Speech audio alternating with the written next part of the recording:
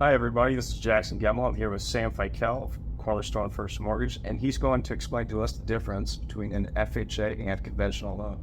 Yeah, there's hundreds of different loan programs out there, but when it comes to first-time home buyers, some of the top programs that you're going to be looking at is FHA and conventional. Now, some honorable mentions: VA loans are awesome for veterans. About 80% of my business is VA, and so if you can qualify for that, then by all means go for it.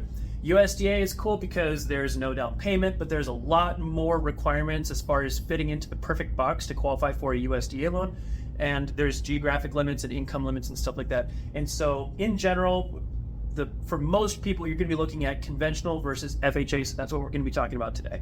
When it comes to first-time home buyer benefits, giving a special promo for being a first-time buyer, FHA actually does not have any special thing for first-time buyers.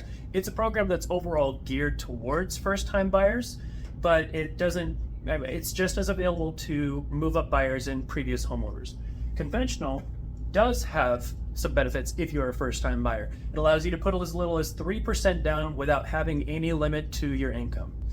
As far as rates go, FHA typically is going to have a lower note rate, but that doesn't necessarily mean that the loan is going to be more affordable.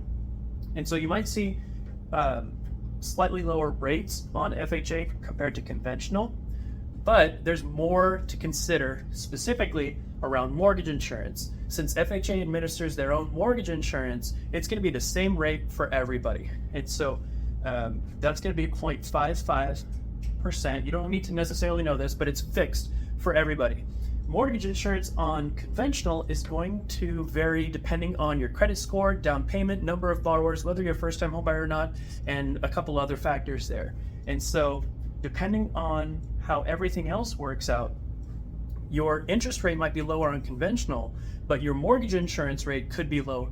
Wait, did I say your interest rate could be lower on FHA, but the mortgage insurance rate could be lower on conventional. Also, while we're talking about mortgage insurance, FHA has something called an upfront mortgage insurance premium that conventional doesn't.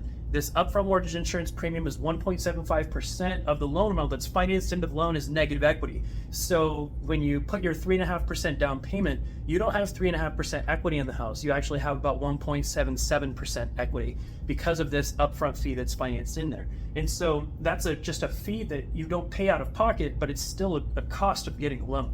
Then we talk about appraisal. A lot of agents tend to favor conventional appraisals because they're under the impression that conventional allows anything and FHA doesn't allow anything. That's not true. FHA is a little bit more strict when it comes to minimum property requirements. However, conventional still requires that the house be livable and safe for somebody that's very young or very old. And so when it comes to big ticket items, issues with the house, it doesn't matter. Both loans are going to be protecting the consumer by requiring that those be fixed.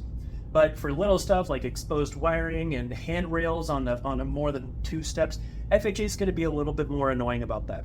I'll just say strict, yeah. And then conventional is more lenient. As far as loan limits go, now as a first-time home buyer, you're probably looking for an affordable home, but there are plenty of first-time buyers out there that make great money that can afford a more expensive home. FHA's loan limit is $498,000.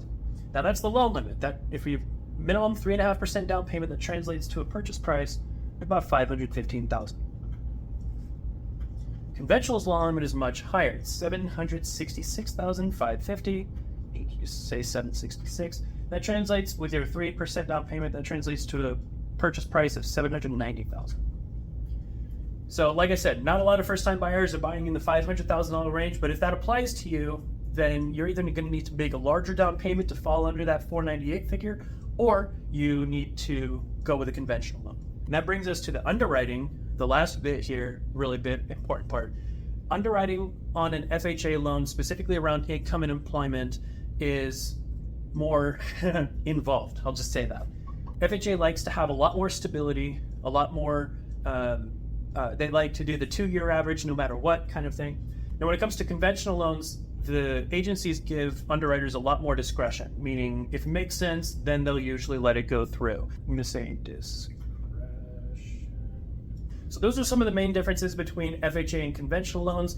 I want to really stress this is for your information only, right? It's not meant for you to diagnose which option is best for you. That's my job as a loan officer. When I take your application, I'm going to be looking at your credit, your income, your assets, and every other aspect of your file to determine which option is best for you and presents the overall lowest cost. And again, these are just a few differences. If you go to my blog, samfickel.com/blog, you'll see an article on there that's exactly this conversation, FHA versus conventional loans. It's got some videos embedded in there with some charts and graphs, a lot more information if you'd like to learn more.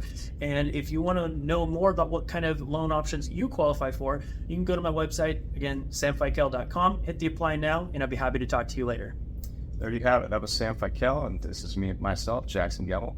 And if you're in the market to buy a house and you want to see what you can apply for, reach out to Sam first of all, and then me to see what house is right for yourself.